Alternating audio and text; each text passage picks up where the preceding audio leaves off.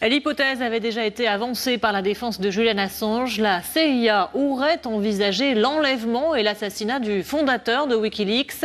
C'est ce que révèle une enquête menée par des journalistes.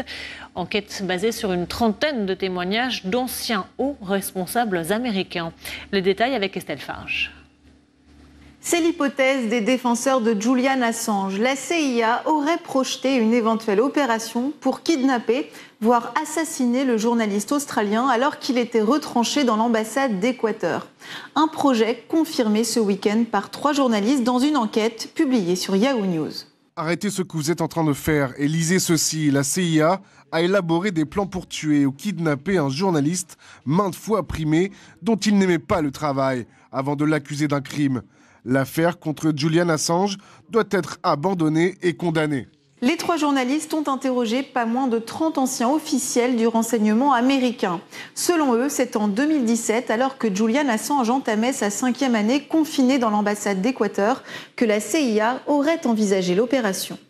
La CIA aurait fomenté l'enlèvement du fondateur de Wikileaks, suscitant un débat houleux parmi les responsables de l'administration Trump sur la légalité et la faisabilité d'une telle opération. Certains hauts responsables de la CIA et de l'administration Trump ont même discuté du meurtre d'Assange, allant jusqu'à demander des ébauches ou des options sur la façon de l'assassiner. Des discussions sur l'enlèvement ou le meurtre d'Assange ont eu lieu au plus haut niveau de l'administration Trump, ajoute l'un des anciens hauts responsables du contre-espionnage. Il ne semblait pas y avoir de limite. Des pistes qui seront finalement abandonnées au profit, je cite, d'une approche basée sur les tribunaux. La CIA ainsi que l'ancien secrétaire d'État Mike Pompeo, mis en cause dans cette enquête, n'ont pas souhaité répondre aux journalistes.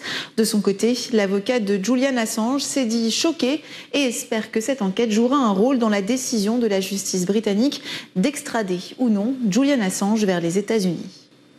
En tant que citoyen américain, je trouve absolument scandaleux que notre gouvernement envisage d'enlever ou d'assassiner quelqu'un sans aucune procédure judiciaire, simplement parce qu'il a publié des informations avérées. J'ai espoir et j'attends des tribunaux britanniques qu'ils prennent en compte ces informations dans leur décision de ne pas extrader Julian Assange vers les États-Unis. Julian Assange est lui toujours en détention provisoire à Londres en attendant la fin de la procédure d'extradition à son encontre. Il risque aux États-Unis 175 ans de prison.